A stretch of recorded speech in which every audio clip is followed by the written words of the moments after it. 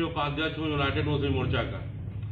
ये हमारे जमील अख्तर अंसारी साहब हुए, ये मुश्ताक आजाद साहब हुए। हम सारे लोग यूनाइटेड मुस्लिम मोर्चा से जुड़े हैं।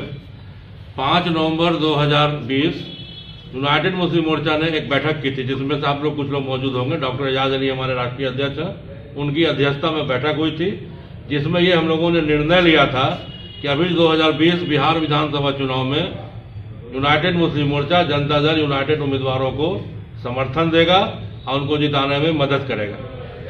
अपने फैसले के अनुसार हम लोगों ने चुनावी प्रक्रिया में हिस्सा लिया। अभी आप देख रहे होंगे कि मुख्यमंत्री भी, क्योंकि पार्टी के राष्ट्रीय अध्यक्ष हैं, वो भी ये समीक्षा कर रहे हैं कि हमारी पार्टी ने 115 सीट पर चुनाव लड़ा और 43 सीट पर कामयाबी हासिल की, तो 72 सीट में हार और जीत की वजह क्या थी। तो वजह जो हम लोगों ने अपने स्तर से जमीनी स्तर पर काम करके पाया, एक कॉपी हम लोगों ने उनको भेजा है कि हमने ये पाया, जिसमें मुख्य कारण हम लोगों ने पाया कि 2015 में आप महागठबंधन के साथ चुनाव लड़े थे और 2020 में आप एनडीए गठबंधन से चुनाव लड़े। तो ये जो वजह थी, लोगों में एक भ्रम की स्थिति पैदा की गई थी, जिसको आपकी तरफ से साफ नहीं किया जा सका था चुनाव से पहले। दूसरी बड़ी वजह थी CAA में आपकी पार्टी ने दिल्ली में वोटिंग किया था। क्योंकि हम लोग मुस्लिम समाज में जो कमजोर तबके के मुसलमान हैं, उनके बीच काम करते हैं, तो उन लोगों के बीच में ये मैसेज गया और हमें अफसोस है कि आपने अपनी पार्टी में जिन लोगों को एज ए मुस्लिम MLC और MP और MLA और राज्यसभा और लोकसभा और चेयरमैन आपने बांटा है, उन लोगों ने अपनी पार्टी की बात को अपने लोगों में मजबूती से नहीं रखा। कोरोना की वजह से हम लोगों को समय कम मिलने के बाद भी हम लोगों ने अपने समाज में जितना हो सका जाकर के जदयू को वोट दिलाने की कोशिश की। हम लोगों ने कहा कि CAA जो है वो मुसलमानों का मसला नहीं, वो भाजपा का मसाला है। CAA जो कानून है, पूरे देश में इस पर लोगों ने हंगामा किया, लेकिन आप गौर कीजिएगा जो कमजोर तबके के जो मुसलमान हैं, उनको इससे कोई मतलब नहीं रहा, क्योंकि उन्हें पता है कि CAA कानून जो है वो सिटीजनशिप देने के लिए है। और आप सिटीजनशिप दीजिएगा हिंदू को, सिख को, बुद्धिस्ट को, जैन को, पारसी को, ईसाई को, सबको, लेकिन मुसलमान को नहीं दीजिएगा। इसी पर मुस्लिम समाज में रिएक्शन हुआ। लोगों ने ये समझा नहीं कौन सा मुसलमान। आप ये कहते हो कि पाकिस्तानी, बांग्लादेशी, अफगानिस्तानी जो शरणार्थी हैं, हम उनको सिटीजनशिप देंगे। तो हमारा ये मानना है कि अगर अब पाकिस्तानी, बांग्लादेशी, अफगानी मुसलमानों को भारत का सिटीजनशिप नहीं मिलता है, तो भारतीय मुसलमानों को कोई आपत्ति इससे नहीं होनी चाहिए। हम लोगों का ये कहना है कि जो हमारा बुनियादी मसला है, हमारा शिक्षा है, रोटी है, कपड़ा है, मकान है, सड़क है, बिजली है, स्वास्थ्य है, इस पर काम होना चाहिए, जिस काम को नीतीश कुमार जी ने विगत 15 वर्षों से किया। उनके इन कामों को आवाम के बीच में पहुंचाने की जरूरत थी, जो मोर्चा ने किया है। हम लोगों का ये मुतालबा है कि आप 10% आर्थिक आधार पर गरीब सवर्णों को आरक्षण दे सकते हैं। उसमें जो है ये आरक्षण की जो सीमा थी 49.5%, उसमें कोई दिक्कत नहीं हुआ।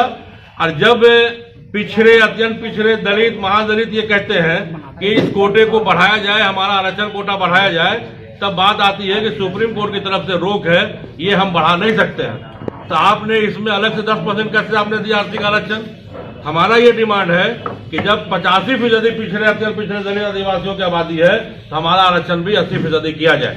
ये पहला डिमांड। और आप जानते होंगे कि मोर्चा का शुरू से 1994 से यह मुद्दा रहा है कि जो संविधान की धारा 341 में धार्मिक प्रतिबंध 1950 के राष्ट्रपति अध्यादेश को द्वारा लगाया गया, उस प्रतिबंध को वापस लिया जाए। और इसके लिए केंद्र सरकार को सिर्फ कैबिनेट का डिसीजन ही लेना काफी होगा। तीसरा, हम लोगों ने कहा कि आज केंद्र सरकार सब कुछ को प्राइवेट कर रही है। BSNL private, railway private, airport private, aeroplane private, सब कुछ प्राइवेट, और प्राइवेट में आरक्षण नहीं है। तो जहां आरक्षण है वो चीज अब खत्म हो गई, तो फिर आरक्षण तो चूचू का मुरब्बा बनकर रह गया। इसलिए आप निजी क्षेत्रों में और न्यायपालिका में आरक्षण का प्रावधान कीजिए। और आखिरी सबसे इम्पोर्टेंट हमारा डिमांड है कि जब हम सब कुछ जातीय आधार पर कह रहे हैं, तो ये पता होनी चाहिए कि कौन सी जाति की कितनी आबादी है। 1931 में ब्रिटिश के शासनकाल में जब पहला जनगणना हुआ था, तो जातीय आधार पर हुआ था। 1941 में जब पूरी दुनिया की हालात अच्छी नहीं थी, तो 1941 में कोई जनगणना हुआ ही नहीं। और 1951 से पहले 1948 में नेहरू की सरकार ने, नेहरू ने जो कास्ट का कॉलम था उस जनगणना में, उस कॉलम को गायब कर दिया। इसका नतीजा है कि जनगणना तो होता है, लेकिन जातीय आधार पर नहीं होता है। हमारा मुतालबा है, मोर्चा का मुतालबा है कि 2021 का जो सेंसस हो, जो जनगणना हो, वो जनगणना जातीय आधार पे हो।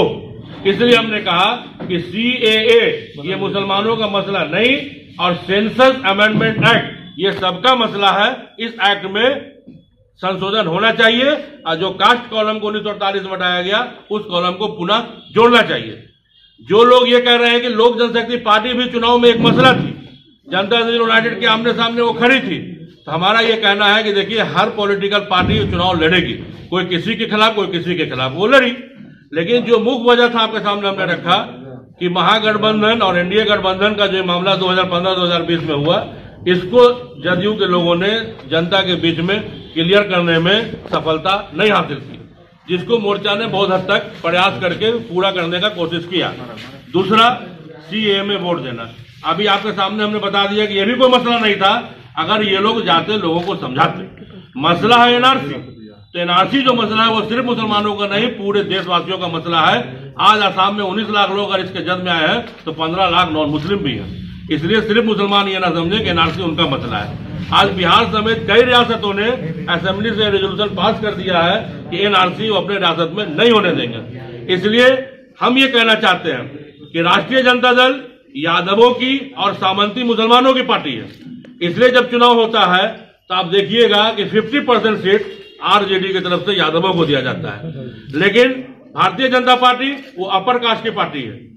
अपर कास्ट जो वोटर है वो कभी भारतीय जनता पार्टी के साथ रहता है, कभी कांग्रेस पार्टी के साथ रहता है, लेकिन बाकी वोटर को मोबिलाइज करने के लिए वो हिंदुइज्म की बात करता है, और हिंदुइज्म को मजबूत करने के लिए वो मुसलमानों के खिलाफ अपनी आइडियोलॉजी बनाता है, और ऐसे ऐसे मुद्दे समाज में उछालता है जिससे मुस्लिम समाज में रिएक्शन हो और हिंदुइज्म मजबूत हो, और हिंदू बन करके जो पिछड़ा अत्यंत पिछड़ा दलित महादलित है उनको वोट देता रहे। तो ये उनके वोट लेने का तरीका है, अपनी पार्टी मजबूत करने का तरीका है। हम ये कहना चाहेंगे नीतीश कुमार जी से कि जनता दल यूनाइटेड को भी चाहिए कि जब आप पिछड़े, अत्यंत पिछड़े, दलित, महादलित और कमजोर वर्ग के मुसलमानों के लिए काम करते हैं, तो आपको भी चाहिए कि आप इनको एकजुट करने के लिए आप इनके हिसाब से अपना आप स्ट्रेटेजी तय कीजिए, जैसे बीजेपी अपनी स्ट्रेटेजी तय करती है।